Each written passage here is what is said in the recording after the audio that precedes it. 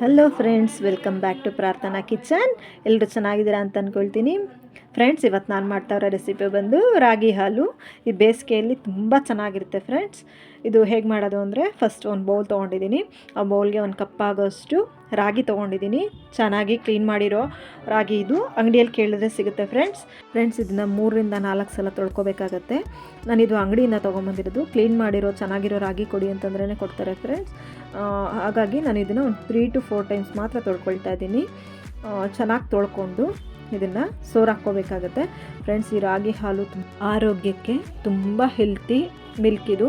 ಈ ಶುಗರ್ ಪೇಷಂಟ್ಸ್ಗಳಿಗೆ ಎಲ್ಲರೂ ಜ್ಯೂಸ್ ಕುಡಿತಾರೆ, ಬೇಸಿಗೆ ಟೈಮಲ್ಲಿ ನಾವು ಕುಡಿಯೋಕ್ಕಾಗಲ್ಲ ಅಂದಾಗ ಈ ಥರದ್ದು ಮಾಡ್ಕೊಂಡು ಕುಡಿಯೋದು ತುಂಬ ಚೆನ್ನಾಗಿರುತ್ತೆ ಫ್ರೆಂಡ್ಸ್.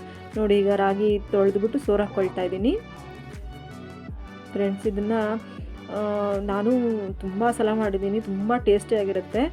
ನೀವು ಒಂದ್ಸಲ ಟ್ರೈ ಮಾಡಿ ನೋಡಿ. ನನಗೆ ಕಮೆಂಟ್ ಬಾಕ್ಸಲ್ಲಿ ಹೇಗಿತ್ತು ಅಂತ ಒಂದ್ಸಲ ಕಮೆಂಟ್ ಮಾಡಿ ಫ್ರೆಂಡ್ಸ್.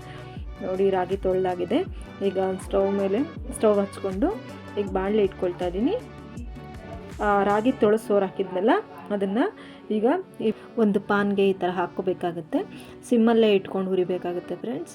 ಹೈ ಫ್ಲೇಮ್ ಇಟ್ಕೊಳ್ಳೋಕೆ ಹೋಗಬೇಡಿ, ಸೀದೋದಾಗುತ್ತೆ. ಆಮೇಲೆ ಹೈ ಫ್ಲೇಮ್ ಇಟ್ಟಾಗ ಕಹಿ ಬರೋ ಚಾನ್ಸಸ್ ಇರುತ್ತೆ. ಸಿಮ್ಮಲ್ಲೇ ಹುರ್ಕೋಬೇಕಾಗುತ್ತೆ. ಹುರಿಟ್ಟಿಗೆ ಹೇಗೆ ಯಾವ ಹದಕ್ಕೆ ಹುರಿತೀವಿ ಆ ಥರ ಹುರ್ಕೊಂಡ್ರೆ ಸಾಕು. ನಿಮಗೆ ಗೊತ್ತಾಗುತ್ತೆ, ವೈಟಿಗೆ ಬರುತ್ತೆ ಫ್ರೆಂಡ್ಸ್. ಇದು ಈ ರಾಗಿನ ಈ ಹುರಿತಿದ್ದೀವಲ್ಲ, ಈ ಥರ ಹುರಿದ್ಬಿಟ್ಟು ಎತ್ತಿಟ್ಕೋಬೋದು. ಯಾರಾದರೂ ಸಡನ್ನಾಗಿ ಬಂದಾಗ ಬೇಕಾದರೂ ರಾಗಿ ಹುರಿದಿರೋದು ಇಟ್ಕೊಂಡಿದ್ರೆ ಬೇಗ ಜ್ಯೂಸ್ ಮಾಡಿಬಿಡ್ಬೋದು ಫ್ರೆಂಡ್ಸ್.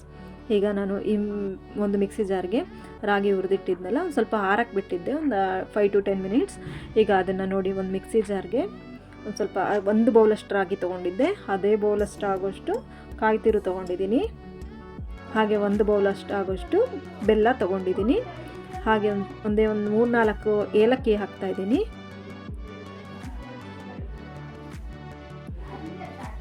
ಒಂದು 5-6 ಬಾದಾಮಿ ಹಾಕ್ತಾಯಿದ್ದೀನಿ. ಸಿಪ್ಪೆ ತೆಗೆದುಬಿಟ್ಟು ನೆನೆಸ್ಬಿಟ್ಟು ಸಿಪ್ಪೆ ತೆಗೆದುಬಿಟ್ಟು ಹಾಕ್ಬೋದು. ನಾನು ಡೈರೆಕ್ಟಾಗೆ ಹಾಕ್ಕೊಳ್ತಾ ಇದ್ದೀನಿ ಫ್ರೆಂಡ್ಸ್. ಒಂದು ಗ್ಲಾಸಷ್ಟು ನೀರು, ನಿಮ್ಗೆ ಎಷ್ಟು ಬೇಕೋ ಅದಕ್ಕೆ ನೀರು ಹಾಕ್ಕೋಬೋದು.